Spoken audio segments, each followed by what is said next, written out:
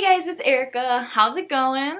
So, as you know, winter is coming and I really have the urge to sing the Game of Thrones theme song right now, but I'm not gonna do that. Okay, so today's video is gonna be about little tweaks you should maybe be making in your plant routine as winter approaches. This is just gonna be a little quick video overviewing what I would recommend to do, but I'm also gonna have videos later on of like what I'm doing.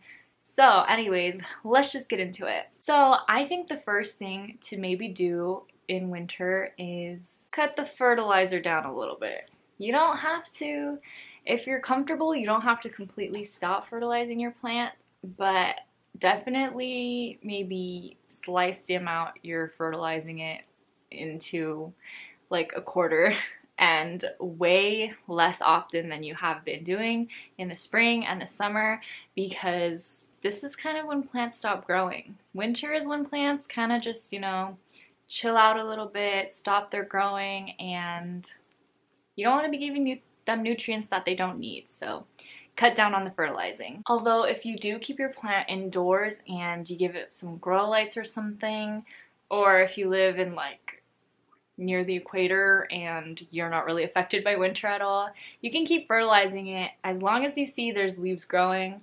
Just be more cautious about it, I would say. Just be aware, keep an eye on your plant and notice any changes that might be happening in its leaves so that you don't do anything to harm it.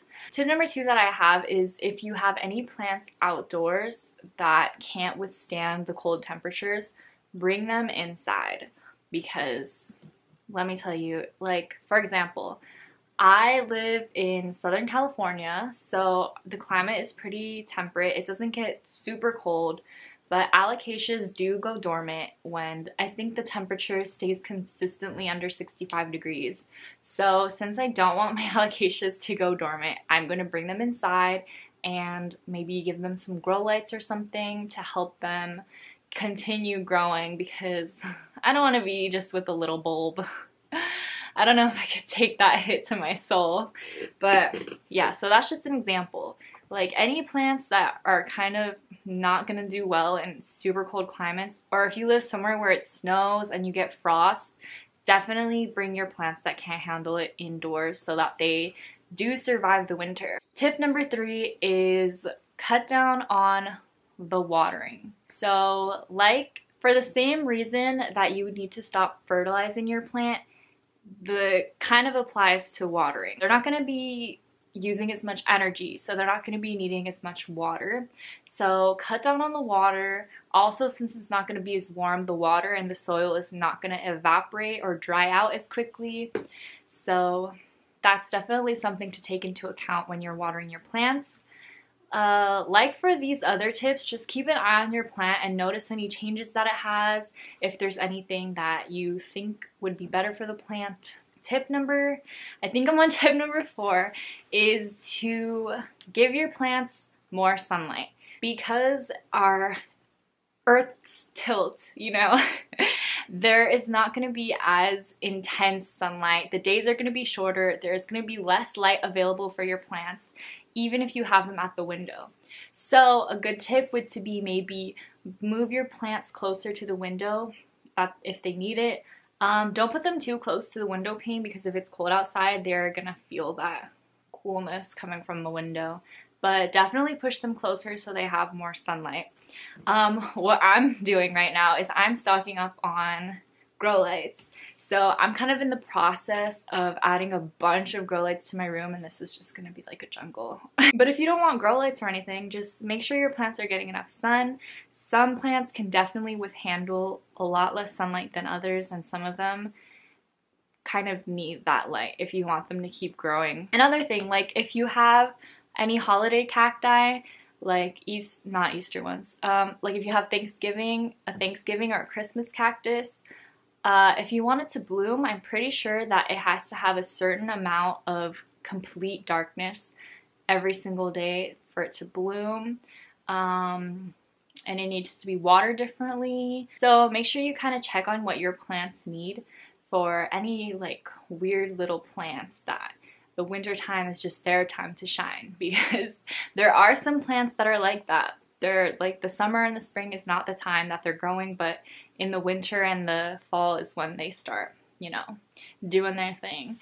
So this year I'm gonna try and get my Thanksgiving cactus to flower, and I'm gonna try really hard, so hope for me that it works.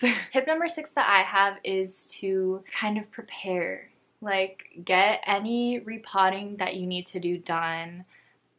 Take all your cuttings that you're gonna want from your plant right now, and we're kind of nearing the end of the time. Well, it actually might be over. The time for propagating your plants, the time for repotting your plants is coming to a close. So if you have any last minute plants you want to propagate or you want to repot, I would suggest to do it now.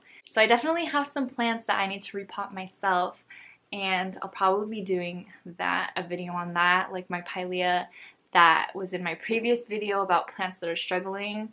A lot of people recommended that I need to put it in a smaller pot and give it some more amendments in the soil to aerate it, so I'm going to be doing that.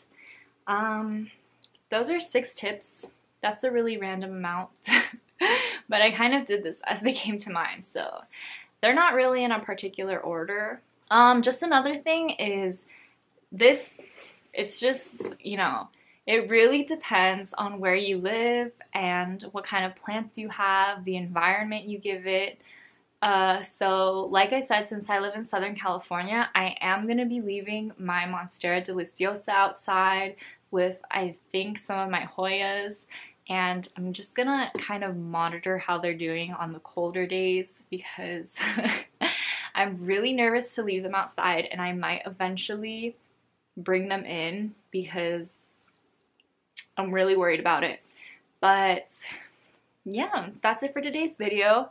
I'm probably gonna have a lot of other videos regarding this topic, just what I'm doing to transition my plants to wintertime status. But I'm really dreading it. I don't know, like this morning on my drive to work, it started drizzling a little bit, and it's really gloomy outside today, so it kind of is sad.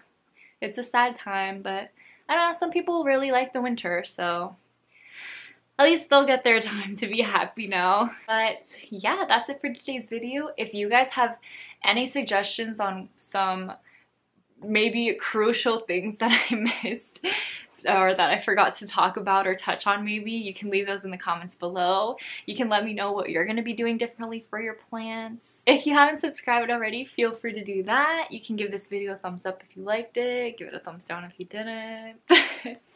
And I'll see you guys next time. Thank you so much for watching. Bye!